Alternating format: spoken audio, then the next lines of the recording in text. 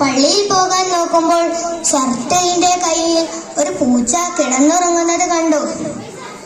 പൂച്ച ഉറങ്ങുമ്പോൾ നമ്മളാണെങ്കിൽ എന്തു ചെയ്യും? വടിയെടുത്ത് 5 എട്ടെണ്ണം കൊടുക്കും.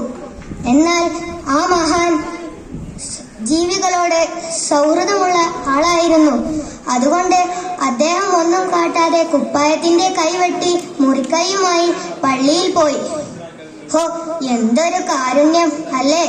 പള്ളിയിൽ പോയി തിരിച്ചെത്തിയപ്പോൾ പൂച്ച അതിന്റെ പാട്ടിന് പോയി. എന്തായിരിക്കും നമ്മളാണെങ്കിൽ അപ്പോഴത്തെ ഹാല്?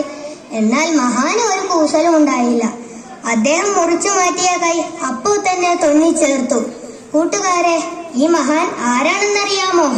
മറ്റാരുമല്ല, സുൽത്താനുൽ ആരിഫീനും സുൽത്താനുൽ ആശിഖീനുമായ റിഫായി ശൈഖ് തന്നെ. ഈ കഥയിൽ നിന്നും ഒരു പാഠമുണ്ട്. നാം സഹജീവികളെ സ്നേഹിക്കണം. അവരെ നമ്മൾ ഒരിക്കലും ഉപദ്രവിക്കരുത്. ഇനി മുതൽ നാം കണ്ണിൽ കാണുന്ന കല്ലെടുത്ത് പട്ടിനെയൊന്നും എറിയരുത്. ഇത്രയും പറഞ്ഞുകൊണ്ട് ഞാൻ എൻ്റെ കൊച്ചു കഥ അവസാനിപ്പിക്കുകയാണ്. അസ്സലാമു അലൈക്കും.